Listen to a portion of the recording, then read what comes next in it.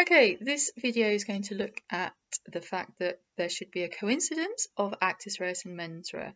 So what does this mean? Well, coincidence, or sometimes people pronounce it coincidence, it's the principle that actus reus and menswear, we've talked about this in previous videos, those two elements should occur at the same time for you to be guilty of an offence.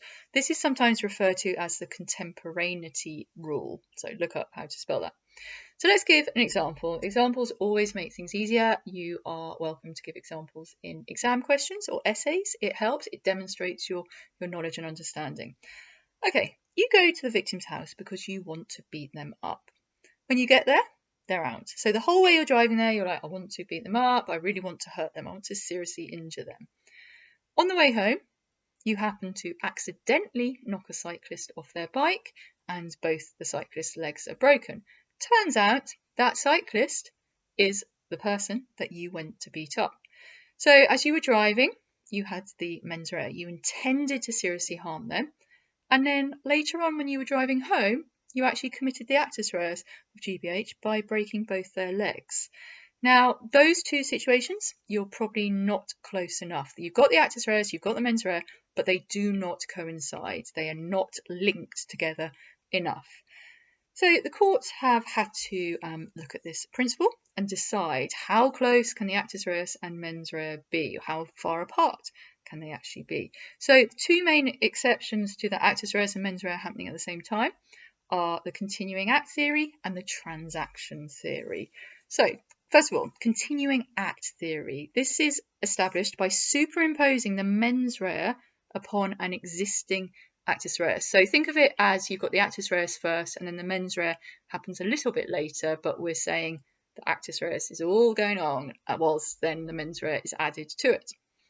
So good example of this is Fagin. Defendant was told to pull over by the police. As he did this, he accidentally drove onto the police officer's foot. Now, police officer said, "Get off my foot." Fagin at this point realised he was on his foot and said, "No, I'm not doing that."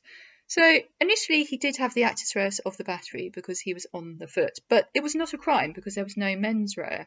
However, he formed the mens rea later when the police officer said, "Get off my foot."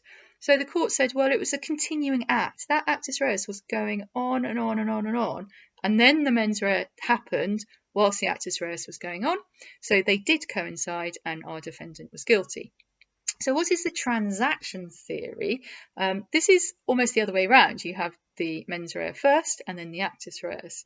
So the actus reus is part of a larger sequence of events and the mens rea has been formed during that sequence. So the case example is Tybo Melli. The defendants attacked a man. They thought they had killed the man, so they pushed his body over a cliff. He wasn't dead. So they had the actus reus of murder, the mens rea, of murder. They intended at least serious harm. I think they intended to kill him.